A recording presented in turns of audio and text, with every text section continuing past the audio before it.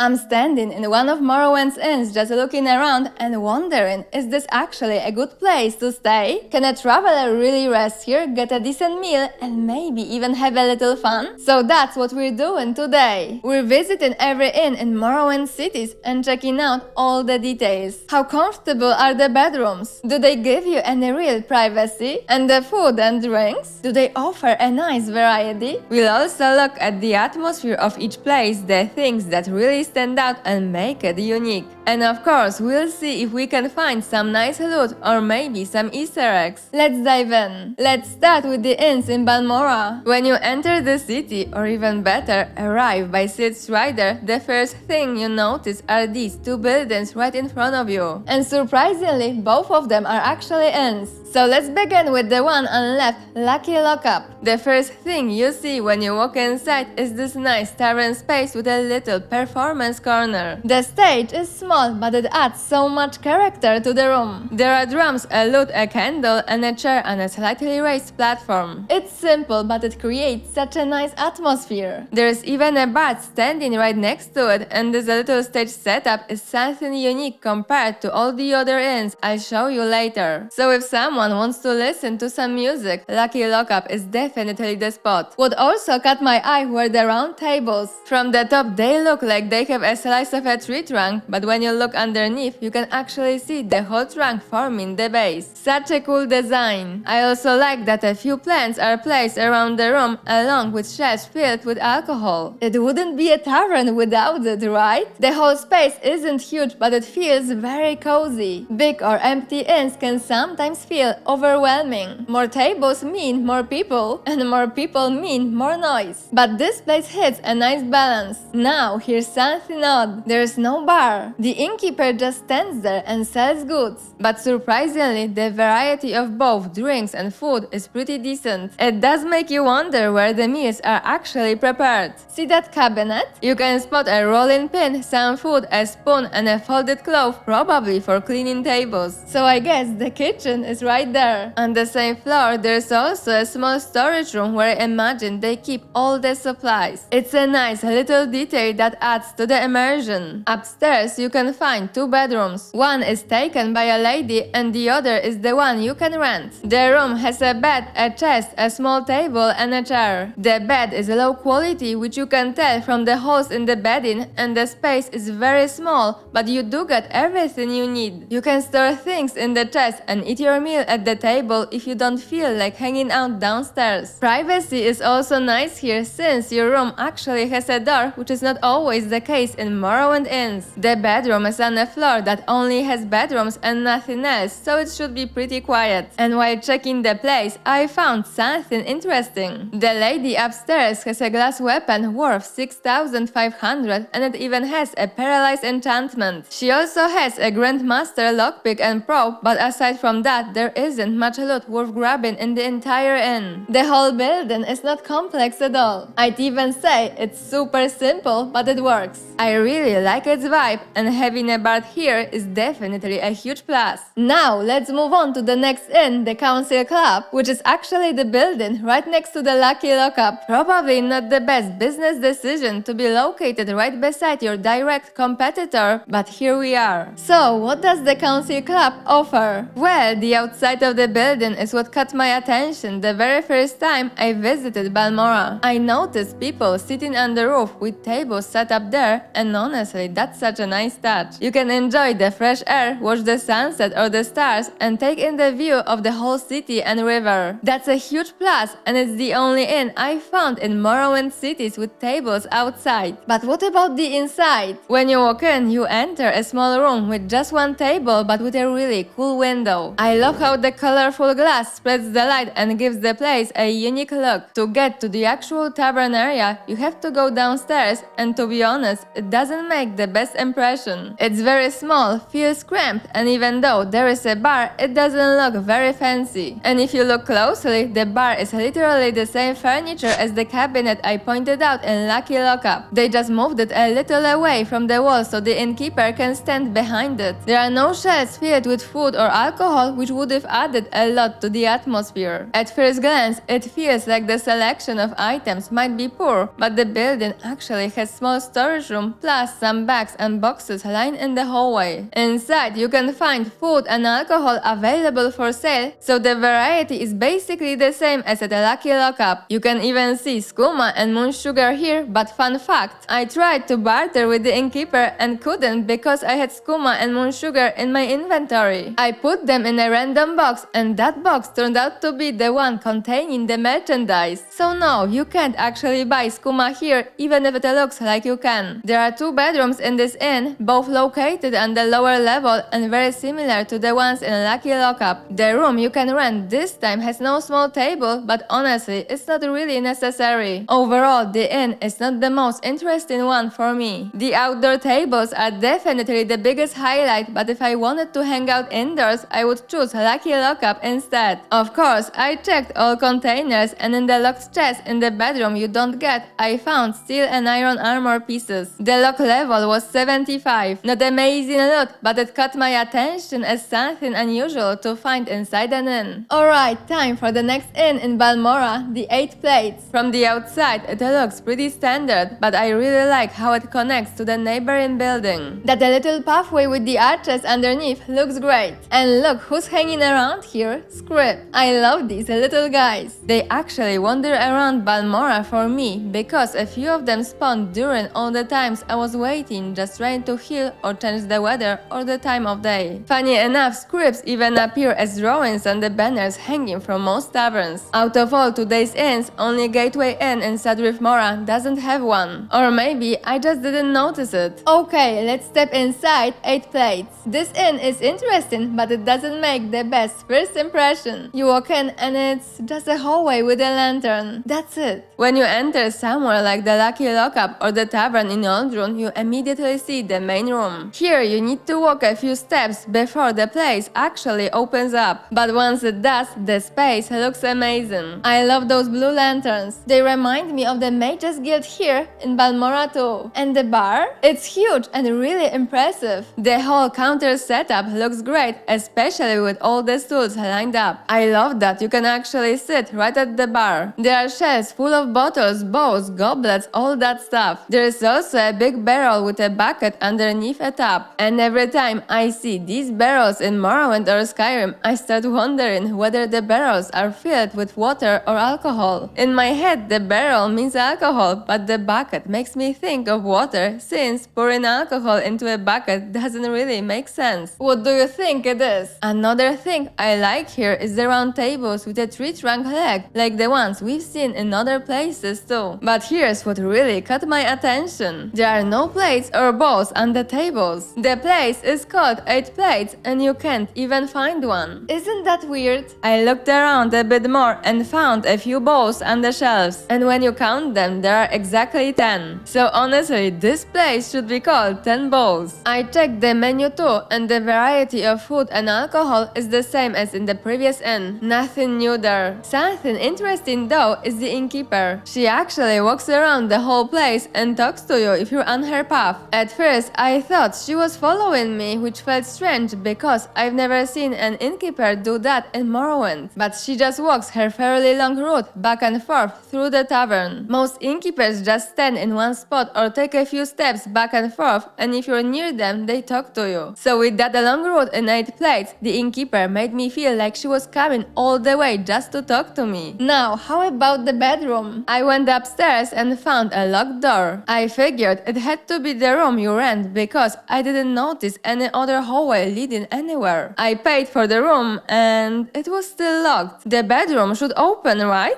Earlier, I had noticed a key on one of the shelves, so I thought maybe you're supposed to use that. I didn't want to use a spell because I was trying to play like a normal guest. So I took the key, and since no one attacked me, it really felt like it was meant just for me. And it did open the door, but the room turned out to be a storage room. Everything suddenly made sense. The storage room is actually quite big, full of random supplies, but nothing special. If you want the bedrooms, they're not upstairs. There are stairs going down from the main tavern space, and that's where you'll find 2 rooms. I have no idea how I missed them earlier. I guess the bar was too distracting. The rooms are small and the one you get doesn't have a chest, so you'd have to dump your stuff on the table or the floor. The other room is pretty standard as well. But overall, the main tavern area is really nice. It's definitely one of my favorites in Balmora. And now we finally reached the last inn in Balmora. Funny enough, this city actually has 4 places you can stay, which is more than in any other city. Vivec has more taverns overall, but only 3 of them offer beds. And in Balmora, every tavern is also an inn. The South Wall Corner Club is the only inn on this side of the river. From the outside, it looks great, especially with that balcony. It really makes you wish they had put a couple of tables up there, because it would be such a nice spot to sit. On that note, Council Club is the place to go. The green window on the outside looks beautiful too, but sadly you can't see it from the inside at all, unlike in Council Club. It's a little sad. When you walk in, you go through a long hallway, then down the stairs before finally reaching the tavern area. It's pretty small and there's only 1 table, which feels a little strange, but at least there are a few stools at the bar. The room looks nice thanks to the ivy growing along the walls. It definitely gives the place some charm. There is a small performance spot here as well, although it's much worse than the one in the Lucky Lockup. Still, it has its own charm, probably because of the ivy and the blue lantern hanging above it. Fun fact, this is actually the last stage you'll see today. It's interesting because some of the other inns are much bigger and feel like they should have one too. Now, here's the weird part. The man behind the counter doesn't sell food or drinks and doesn't rent a room. Instead, there is a guy upstairs who sells drinks, but don't expect much food from him either. He's the one who rents the only available room. The room looks pretty standard, nothing special, and honestly, it could use a chest so you can store things without throwing them on the floor. Overall, this inn feels a bit odd. Maybe it's because it's actually a Thieves Guild base. I'm not sure. I don't know much about that guild in Morrowind yet, because I haven't done its questline. Oh, and for anyone new here, I'm still during my first playthrough of Morrowind, so don't be surprised if I miss things or don't know certain details. Now, let's head over to Sadrith Mora. We have 2 inns to look at here, and the first one is Farah's Hall in the Wall. This place has completely different vibe from anything we've seen so far. It feels dark and mysterious, almost like you just walked into a hidden cave. And since it's Sylvanian architecture, it naturally has that strange, unique, magical style. I always love the idea of people living and working inside giant mushrooms. When you step inside, you immediately see the counter with a row of stools. Behind it are 2 huge barrels, but this time there are no shelves filled with bottles. The whole place has a really cool shape. I really like all the roots around the ceiling. Telvanni buildings are never boring. There's a spiraling staircase that takes you down to the main tavern area. Down there you'll find a couple of tables, some drinks, and a small storage space tucked under the stairs. The room itself has a really interesting shape. It's not a circle or a square, more like a teardrop. This inn has only 1 bedroom, but honestly it's the nicest one out of all we've seen so far. The room is completely round with a high ceiling and yellow windows that give off a warm light. You finally get a good amount of furniture, including a wardrobe for your clothes and even a desk with a chair. I love the plants in here, especially those giant mushrooms growing like one huge tree. And the bed is amazing compared to the others we've seen. The wooden frame looks sturdy, the bedding has an actual pattern, and nothing is ripped or full of holes. It feels luxurious, which is funny because you can rent it for only 10 gold. It would actually be cool if inns charged different prices depending on the quality of the room, the location, or how fancy they are. The only downside of this inn is the food situation. You can mostly buy alcohol here along with some thieves' tools, so it's not the best place for a proper meal. I checked the whole inn, but I didn't find anything interesting. The Gateway Inn is another interesting spot, and this one is actually haunted. You can already tell it's huge just by looking at it from the outside. It's the biggest one of all you'll see today. It sits right next to the boats you can use for travel, making it a perfect place for adventurers who are constantly on the move. I really like the stairs leading up to the door from both sides because they give the building a more interesting look. Although, to be honest, I'm not even sure those stairs lead to the actual main entrance because there is another door below them. That door takes you into a bunch of hallways with containers, so let's go through the upper door since it feels more welcoming. You step into a bright, warm space with a completely different atmosphere compared to the previous inn in Sadrith Mora. The main area is one giant open space that spans 4 floors. The first floor is not very exciting, but the second floor has a nice tavern area with barrels. And once again, we've got a bucket sitting under a tap. I'm still not sure if that's meant for water or alcohol. The third floor has 2 tiny bar counters, which is definitely unexpected. Here you can buy drinks and also rent a room, which turns out to be a loft on the top floor. That space looks really cool with its hammock and furniture. It's a pretty unique bedroom, but definitely not private. You can probably hear every sound coming from the floors below. I've never slept in a hammock myself, but I imagine a proper bed would be more comfortable. If any of you have tried sleeping in one, feel free to tell me how it felt. Besides this huge open area, the inn has 2 more wings. The south wing is a sleeping area with bunk beds. The space is cozy, and once again, I love the plants. These mushroom-like trees give the whole place a really unique vibe. There's also a separate room that's haunted. When you first enter this wing, you can actually hear the ghost right away. But once you complete the quest, the bedroom becomes really nice. The bed looks comfortable, and I like how the wooden frame looks. The bedroom has the same furniture as the ones in Balmora, just a different style, but that makes a huge difference in how it looks overall. The shape of the room also makes it more interesting. The west wing looks pretty similar. It has the same kind of shared sleeping space, but with different decorations. The plants here are great too, especially the ones with flowers. The private bedroom has a different bed pattern and different plants, but the layout is the same. The last wing is the north wing, which has the storage area I mentioned earlier. You can find a few items in there, but nothing amazing. It actually feels strange because Telvanni buildings often hide something valuable. And this inn is huge with a pretty complex design, so I expected some really great treasure. When I looked around the whole inn more carefully, I noticed 2 glass weapons that belong to NPCs. But I would definitely prefer to find something a lot more expensive hidden in some weird place. Now let's head over to Ald'ruhn. There's only one inn here. The city does have 2 more taverns, but you can't sleep in those. The inn itself looks completely different from the regular houses. There's only one other building with the same shape, and it's one of the other taverns. One thing that really caught my attention was the chimney. It looks pretty similar to real ones. The houses in Ald'ruhn, on the other hand, just have a simple hole at the top, and when I first saw it, I wondered if I could put something inside. It turns out you can. The item doesn't sit on top of the chimney, it slides right inside. The inn's chimney works the same way, although objects don't go quite as deep as in the houses. So yeah, I spent a moment putting random items into chimneys. Let's step inside. The first thing you notice is how spacious the place is. It has multiple floors and 2 really nice lanterns hanging from the ceiling that make everything look warm and inviting. And once again, there are some plants here which I always appreciate. At the highest spot, you'll find the bar, probably the most important place in the building. There are a ton of bottles everywhere, especially behind the counter. I like that it isn't just a simple shelf with alcohol. It has its own style, which gives it some character. You can buy a good variety of drinks here, but when it comes to food, well, don't expect much. Below the main tavern area, there is a separate room with more tables and bottles. Nothing too unusual there, aside from those rounded tables I really like. Now for the sleeping conditions. When you rent a room, you are told to take the first one on the right after going downstairs. But be careful, there are 6 bedrooms, none of them locked, and none of them even have doors. So if you use the wrong bed, a guard will be on you fast. The bedrooms themselves are small, but you have everything you need. You get a bed, a chest for your things, and a nightstand for easy access. Pretty similar to what you find in Balmora, but the lack of doors is a big issue. With all the drinking happening in the inn, even on this floor, it's probably not the quietest place to sleep. All the bedrooms look the same, but some have extra items like drums, weapons, or books, so those are clearly being used by someone. What's cool though is that this floor isn't just bedrooms. For restful sleep, maybe not ideal, but there's actually a big open space with more tables and barrels. I especially like the tankard sitting right under the tap. I guess that's one way to fill your drink. I'd personally just hold the tankard, but after a few drinks, this might actually be a more stable method. And it's the first time we see a tankard under a barrel instead of a bucket, so this one must be filled with alcohol. Nobody would pour water into a tankard. Overall, the inn is pretty nice. As a tavern, it has a great variety of booze, but if you want an actual meal, this isn't the best place. And if you want a good night's sleep, the lack of doors might be a deal breaker. The social area near the bedrooms is great.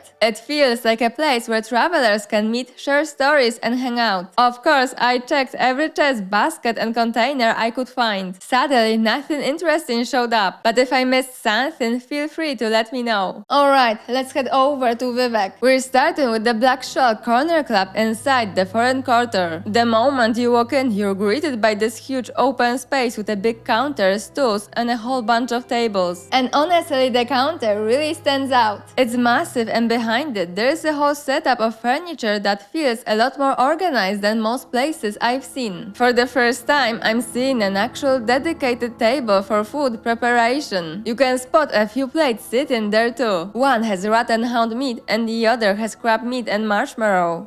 Marshmallow? I mean, with a name like that, I would have expected it to look completely different. And yes, the rolling pin is here too. I love small touches like that. One detail that really caught my eye was a plate that looks like someone literally just used it. There is a fork on the plate, and even a few coins sitting there like someone just finished the meal and left their payment. Nice touch. I would have imagined this place offers a big variety of food and probably better options than the places we've visited so far, but it's actually pretty regular. From this main area, you can head down to another huge space filled with even more tables. It makes me wonder why this inn is so big. Maybe the canton has so many people living in it that they needed a large tavern to keep everyone fed. Or maybe it's the kind of place you could rent out for a massive party, like some kind of wedding. What's strange though is that there is only one bedroom here. For a place this huge, I expected at least a few rooms. At least the one room they do have is pretty spacious, and it finally has a two-person bed. There are plenty of different pieces of furniture too. You get a wardrobe for your clothes and a chest where you could technically lock some valuable things. But when I checked the chest, it was already locked and had some gold inside. Did someone forget to collect their belongings before checking out? You'd expect it to be empty and unlocked so guests could actually use it without needing spells or lockpicks. Opening it is actually considered a crime. Our next stop is the Flowers of Gold in the Ald'ruhn canton of Vivec. The moment you walk in, you instantly understand why it has that name. There are lovely pots filled with bright yellow flowers, and the walls are decorated with ivy. The whole space has this warm, welcoming feel thanks to the plants, but also thanks to the way the bar is placed. Just look at the room for a moment. There isn't a single dull or empty corner. Every piece of furniture, every little decoration, and even the layout itself creates a really pleasant atmosphere. Another detail that stands out a lot is the two helmets sitting on the top of the shelves. One is iron and the other is steel, which adds a nice touch of personality to the place. If you head downstairs, you'll find another dining area. It looks nice, especially with more plants, adding some color, but I think the upper floor still looks better overall. As for the food and drinks, nothing really stands out here. It feels pretty standard. Right next to the bar, there's a small room you can rent. It's very tiny, but I appreciate that they included one of those yellow flowers inside. The bed doesn't look comfortable at all, and there is no wardrobe to store your clothes. At least there is a chest, but just like in the previous inn, it's locked. And if you unlock it while the owner is watching, it counts as a crime. So it's a bit strange that the room gives you a chest you technically can't use, and it isn't even filled with anything. The location of the room also isn't great. It sits right next to the bar entrance and the dining area, so I can only imagine how noisy it gets at night. Still, the atmosphere of the entire place is worth appreciating. The plants and the overall layout really make it feel special. And finally, the last inn in Vivec is in the Telvanni canton, and it's called the Lizard's Head. You can go inside through two different doors, but both lead to the same big open space with a counter that has a really interesting shape. Honestly, I think it might be the biggest bar out of all of the inns we've seen. What makes it really cool is that the bar has a door you can open and close. How neat is that? None of the other inns had that. Behind the bar is also a special shelf for wine bottles, and it's the only one of its kind I've seen anywhere. And just like in some of the other inns, there's a rolling pin lying around. As for food and drinks, it's pretty standard. Nothing really stands out here, just like in most other inns. A few may have slightly more or less food, but overall it's the same. Downstairs there is another dining area, but honestly it's one of the most boring ones I've seen. Just regular tables, no plates, no bowls, no shelves with alcohol, no boxes, no plants. But don't be fooled. I wouldn't be surprised if this space was made intentionally dull just so players wouldn't feel like exploring any further. See that door over there? That's where things get interesting. It leads to a storage room with furniture, boxes, and something that immediately catches your eye: the head of an Argonian mounted on a plaque. So, the name of the inn is definitely connected to this find. The item is called the Head of Scourge. At first, I had no idea who Scourge was. I talked to every NPC in the inn, but there was no dialogue about it. The funny part is, I found a man who talked about a Viking-style burial site which I had already discovered hours earlier. Some of you mentioned in the comments that I could learn about it from an NPC, but I hadn't checked that tip yet and found this guy completely by accident while making the video. And funny enough, I probably wouldn't have talked to this NPC here if the lizard's head hadn't been around. Curious, I decided to Google Scourge,